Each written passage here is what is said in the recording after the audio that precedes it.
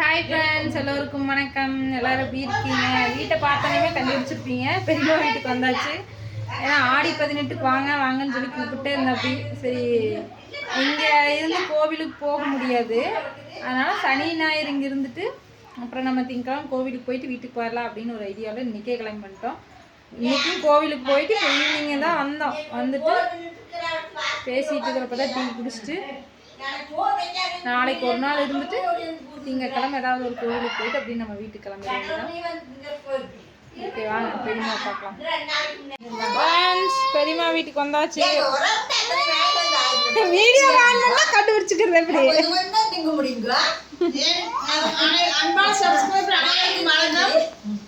இலவச நூல் வந்துங்க. ஒரு முறுக்கு பாக்கெட்டு, ஒரு பிஸ்கட் பாக்கெட் வாங்கிட்டு வந்தாங்களாமா. நான் ஒரு முறுக்கு பாக்கெட் வாங்கிட்டு வந்தேன். அதையும் பிரிக்கல,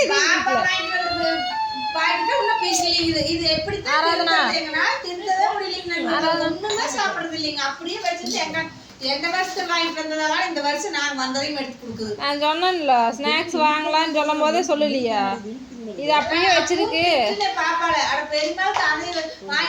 அரை கிலோ முறுக்கு பாக்கெட் வாங்கிட்டு வந்தேன் நான் போன டைம். அதை அப்படியே வச்சிருக்கேன். அது ஒன்றும் பிரிக்கவே இல்லையாமா.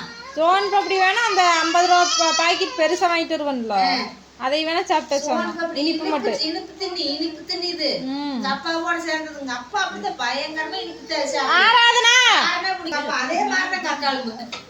அப்பா மாதிரியே நீங்க வாங்கிட்டு வந்து முறுக்க கையிலேயே சொல்ல அப்படியே கிடக்குங்க.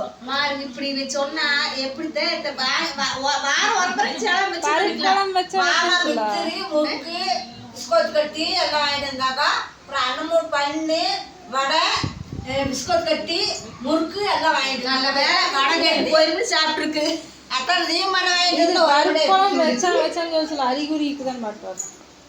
இது இப்பதான் நானே செஞ்சேன்.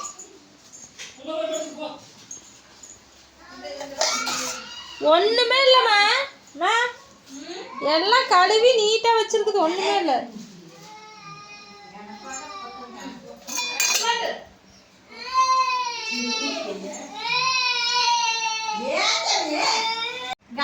ஒரு வேலைக்கு ஒரு நாளைக்கு இருந்து வராட்டி போட் காய்ச்சி 3 நேரம் தாட் போட்டு போசையில போத்தா கழுவிட்டு வந்துட்டாங்க. இல்ல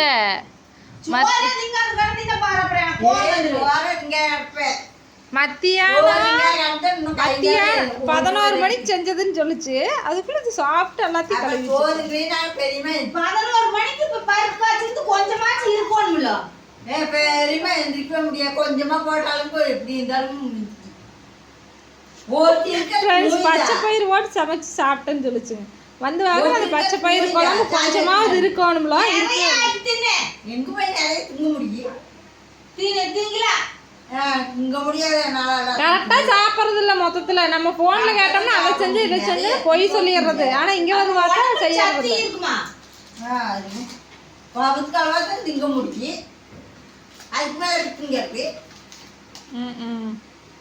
சாப்பிட்டாலு அப்படியே அப்படியே இப்படி வாடாங்க.